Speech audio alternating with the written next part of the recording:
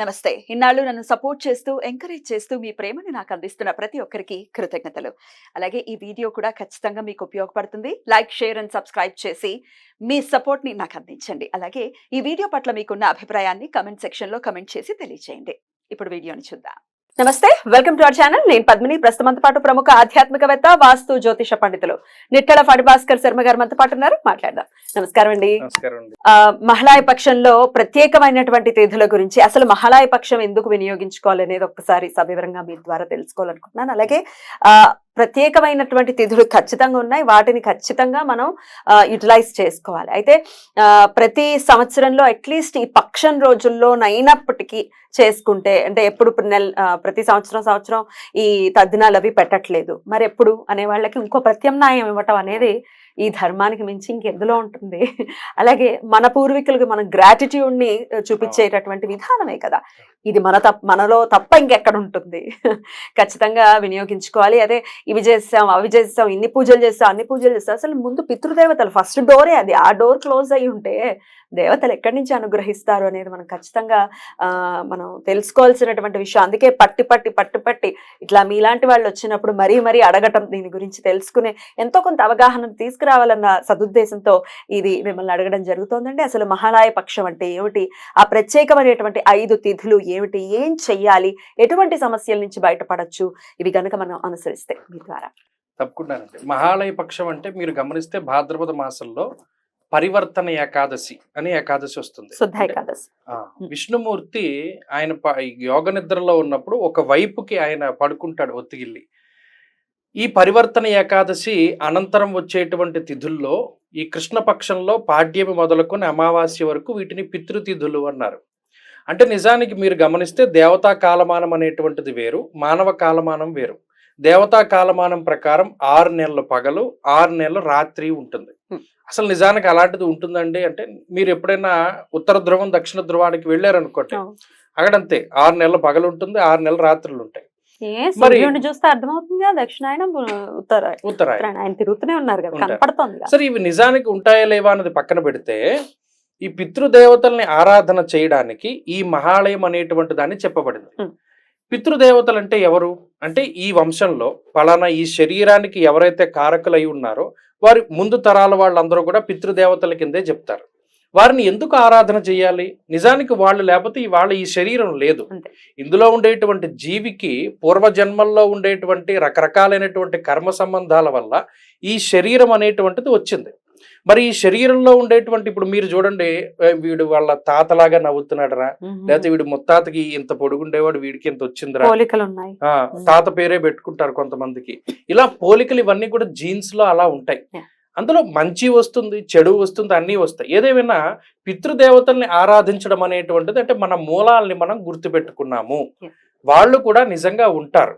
మనం భోజనం చేసేటప్పుడు చివర్లో లేచేటప్పుడు పరిశేషణం చేసుకునేటప్పుడు రౌరవే అపూర్వనిల ఏ పద్మార్ బుధ నివాసనాం అర్జునాం ఉదకం దత్తం అక్షయం ఉపతిష్టతి అనేటువంటి మంత్రాలు చదివిన, అలాగే పితృదేవతలకి ఈ శ్రార్థాది కార్యక్రమాలు చేసిన, లేదా ఈ మహాళయ పక్షంలో ఈ తిల తర్పణాలు, తిలహోమాదులు, పిండ ప్రదానాదులు చేసిన, లేదా కనీసం వారి పేరు చెప్పి ఎవరికైనా స్వయం పాకం ఇచ్చిన, మీరు గమనిస్తే ప్రతి అమావాస్య రోజున కూడా కొంతమంది స్వయం పాకాలు ఇస్తారు, సంక్రాంతి రోజున ఇస్తారు, వాళ్ళ యొక్క పితృదేవతల పేర్లు చెప్పి. ఎందుకు ఇవన్నీ అంటే పితృదేవతల యొక్క అనుగ్రహం కలగాలి. అనుగ్రహం ఉంటే ఏమవుతుంది? వంశం ఉద్ధరింపబడుతుంది అన్నాడు. అన్ని విధాలుగా ఆర్థికంగా అనుకోవచ్చు, ఓన్లీ వృద్ధి అంటే పిల్లలు పుట్టేయడమే కాదు, అన్ని కదండి, అన్నిట్లోనూ. ఇప్పుడు ఉదాహరణకి మీరు చూస్తే ఒక్కొక్కళ్ళ జాతకంలో పితృదోషాదులు ఉన్నాయి. ఈ పితృదోషాల వల్ల మీకు సంతానం కలగట్లేదని, కలిగిన సంతానం లేదా రకరకాలుగా వాళ్ళు మానసికంగా, శారీరకంగా వాళ్ళు డిజేబుల్ గా ఉన్నారని, ఇలా రకరకాల మాటలు వింటున్నారు. వీటన్నిటికీ కారణాలు ఏంటి? అటు పితృశాపాదులు, మాతృశాపాదులు, భ్రాతృశాపాదులు, ఇలా ఏదైతే జాతకాల్లో ఉన్నాయో వాటి ప్రభావమే ఇది. మరి దాని నుండి మనం తప్పించుకోవడానికి ఏం చేయాలండి అంటే, చాలా మంది నాసిక్, త్రయంబకేశ్వర్ వెళ్ళండి, అక్కడ పలానా పూజలు చేయండి, ఇవి చాలా డబ్బులు ఉన్నాయి. అంతవి అవసరం లేదు. మన పూర్వీకులు ఏం చేశారు? సరళమైనటువంటి పద్ధతులు చెప్పారు. నిజానికి నీ జాతకంలో పితృదోషాదులు ఉన్నాయి, తెలుసో తెలియకో ఏదైనా ఇబ్బందులు ఉన్నాయి, లేదు ప్రతి సంవత్సరం ఆర్థిక విషయాలు ఇవేమి మీరు చేయట్లేదు, అటువంటిప్పుడు ఏం చేయాలి అంటే ఈ మహాళయ పక్షాల్లో ఈ కార్యక్రమం నిర్వహించు. అప్పుడు పితృదేవతలు తరిస్తారు. ఎందుకంటే ఇందాక మనం చెప్పుకున్నాం 6 నెలల పగలు 6 నెలల రాత్రి. ఈ 6 నెలల రాత్రి కాలంలో వారికి సంబంధించినటువంటి విషయాలలో ఇందాక మన అమ్మవారి నామం కూడా చెప్పుకున్నాం. స్వాహ స్వధామతిర్మేధ అనేటువంటి నామం. అమ్మవారు మరి పితృదేవతలకి కూడా వారికి సంబంధించినటువంటి ఆహారాన్ని ఈ వంశస్థులు ఇచ్చినటువంటి విధానంలో ఇస్తుంది. వారు తరిస్తారు, వాళ్ళు ఆనందపడతారు. పలానా వంశంలో మనకి పుట్టేటరా వీడు, పితృదేవతలకి క్రతువు చేశాడు, వాడి వల్ల మనకి ఇక్కడ మనం ఉండేటువంటి లోకంలో మనకి నీళ్లు ఇచ్చారు, ఆశీర్వాదం వస్తుంది, ఇస్తారు, ఖచ్చితంగా ఇస్తారు. ఈ ఆర్థిక పరమైన ఇబ్బందులకి పితృదోషాలకి ఏమైనా సంబంధం ఉందా? ఉంటుంది, ఖచ్చితంగా ఉంటుంది. ఇప్పుడు ఈ ఇందాక చెప్పుకున్నట్టు పితృదోషాదులు పితృశాపాదులు ఉన్నాయే, అవి ఎవరి జాతకాల్లో అయితే ఉంటారో వారికి ఆర్థిక ఇబ్బందులు ఉంటాయి. నెక్స్ట్ ఎపిసోడ్ లో మీరు ఒక్కసారి వివరంగా తెలియజేయండి. జాతకంలో ఎలా పితృదోషాలని కన్సిడర్ చేస్తారు అనేది నెక్స్ట్ వీడియోలో తెలుస్తుంది. తప్పకుండా. ఇప్పుడు ఈ మహాలయ పక్షంలో మనం ఏం చేయాలి, మనకి ఎప్పటి నుండి ఎప్పటి వరకు తెలుసు. సెప్టెంబర్ 18వ తారీఖు నుండి అక్టోబర్ 2 వరకు మహాలయ పక్షం అని తెలుసు. ఈ మహాలయ పక్షంలో పితృదేవతలను ఆరాధన చేయాలి. అందువల్లనే ఎటువంటి శుభ కార్యక్రమాలు కూడా ఈ మాసంలో ఈ పక్షంలో ఎవరు చెయ్యరు అనేటువంటి విషయం తెలుసు. ఏ ఏ రోజులు ముఖ్యం? నిజానికి 15 రోజులు మంచివే. పాడ్యమి మొదలుకొని అమావాస్య వరకు గతించినటువంటి పితృదేవతల యొక్క తిథి రోజున చేసుకోవచ్చు. మాకు తెలియదండి ఏ తిథో అనుకున్నప్పుడు 5 ముఖ్యమైనటువంటి రోజులు ఉన్నాయి. ఒకటి మహాలయ పక్షం ప్రారంభమయ్యేటువంటి రోజు, 2 భరణి నక్షత్రం ఉన్నటువంటి రోజు, అది 21వ తారీఖు వస్తుంది. అలాగే భరణి నక్షత్రం రోజును కూడా, ఎందుకంటే నక్షత్రాధిపతి యముడై ఉన్నాడు, భరణి నక్షత్రం రోజున ఈ పితృపక్ష తిథుల్లో కార్యక్రమాలు చేస్తారు, అది 21వ తారీఖు. తర్వాత వ్యతిపాత మహాలయం అన్నారు, వ్యతిపాత యోగం ఉండేటువంటి రోజును కూడా చేస్తారు, అది 24వ తారీఖు. దీని తర్వాత యతి మహాలయము అన్నారు.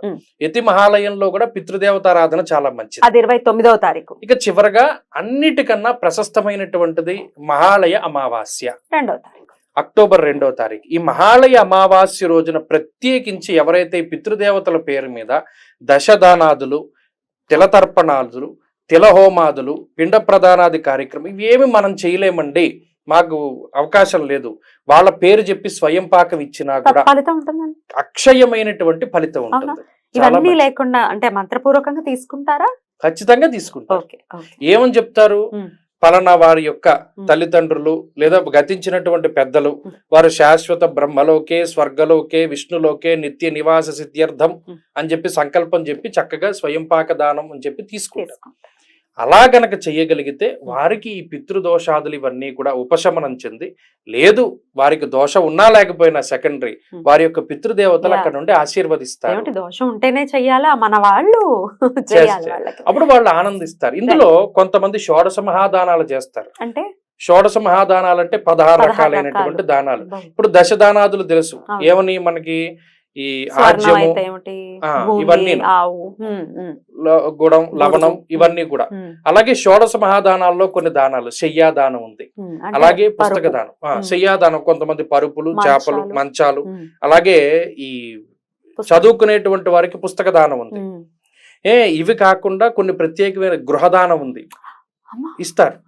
యోగ్యమైనటువంటి ఇక్కడ దేశ కాలమాన పాత్రలో అన్నారు. మన ధర్మం ఎంత గొప్పది అంటే, దేశము అంటే క్షేత్రం.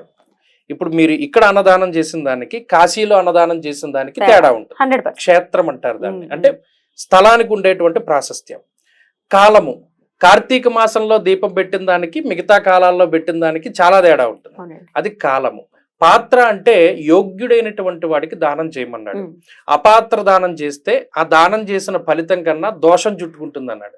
ఇప్పుడు ఈ శయ్యాదానం చేసిన, విద్యాదానం చేసిన, వస్త్రదానం చేసిన, బంగారం దానం చేసిన, లేదా స్థల దానం చేసిన యోగ్యుడైన వాడికి దానం చేస్తే పితృదేవతలు తరిస్తారు. అందులోనూ తపఃపరం కృతయుగే త్రేతాయాం ధ్యానముత్యతే ద్వాపరే యజ్ఞమిత్యాహు దానమీవ కలవు యుగే. మరి యోగ్యవంతుడు అంటే ఎవరు? ఎవరికి దానం? ఎవరికైతే అది అవసరం ఉంటుందో విద్యాదానం చెయ్యాలి, యోగ్యుడైనటువంటి శిష్యుడికి చెయ్యాలి. లేకపోతే ఆ విద్యాదానం, అందుకనే చూడండి గురువులు ఎవరికి పడితే వారికి విద్యాదానం చేసేటువంటి వారు కాదు. వీడు యోగ్యుడా కాదా, యోగ్యుడైనటువంటి వాడైతే చేసేవాడు, లేకపోతే చేసేవారు కాదు. ఇలా అపాత్ర దానం మాత్రం చెయ్యకూడదు. అలాగే గర్భాధానం చేస్తారు, స్త్రీలకి కన్యాదానం చేస్తారు, స్త్రీని వాడు యోగ్యుడైన వాడా కాదా చూసుకుంటాంగా. అలాగే అన్ని కూడా ఆ యోగ్యతలు అనేటువంటిది ఇది బ్రాహ్మణ కరెక్ట్ అండి. అయితే ఇది బ్రాహ్మణులకే చెయ్యాలి అనేది చెప్తోందా శాస్త్రం? ఇప్పుడు అన్నదానం ఉందనుకుందాము, వస్త్రదానం ఉందనుకున్నాం, లేని వాళ్ళకి కూడా ఇవ్వచ్చా? చేయొచ్చు. అందరికీ చేయొచ్చు. ఉమ్. ఇక్కడ యోగ్యతే ప్రమాణం.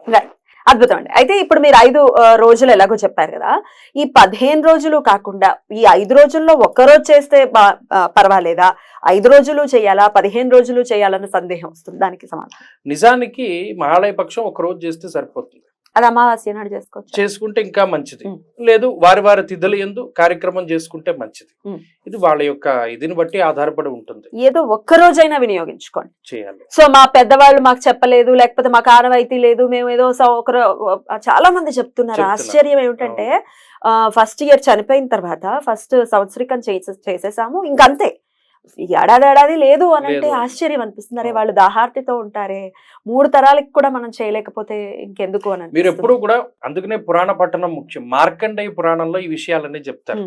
అసలు ఏ విధంగా ఉంటుందో ఒక మనిషి యొక్క మరణానంతర స్థితి, వాడు ఆ 11 రోజులు ఎలా ప్రయాణం చేస్తారు, వీళ్ళు ఈ 11 రోజులు చేసేటువంటి నిత్య కర్మల ద్వారా వారు ఏ విధమైనటువంటి లోకాలను పొందుతారు, ఏ సౌకర్యాలను పొందుతారు అనేటువంటి విషయం మార్కండేయ పురాణంలో ఉంది. ఎవరైనా చదవచ్చును. చాలా గొప్ప పురాణం అది. అద్భుతం అండి, చాలా బ్యూటిఫుల్ గా ఎక్స్ప్లెయిన్ చేశారు. అయితే పితృదోషాలకి సంబంధించి చాలా అంటే ఏది ముట్టుకున్న ఏది చూసినా మీకు పితృదోషం ఉందండి అని చెప్పేయటం, లేకపోతే మీకు కుజదోషం ఉందండి అని చెప్పేయటం, లేకపోతే మొన్న ఈ మధ్య విన్నానండి రాహు చండాల యోగం గురించి విన్నాం గానీ శని చండాల యోగం గురించి అని ఎవరో అడిగారు. శుక్ర చండాలం కూడా చెప్పారు. శుక్ర చండాలం అన్నిటికీ చండాలన్నీ యాడ్ చేసి చండాలని చేస్తున్నారు. ఎనీవేస్, సరే ఈ పితృదోషం తెలుసుకుందాం ఆ వీడియోలో. థ్యాంక్ యూ అండి, thank you so very much. నమస్తే.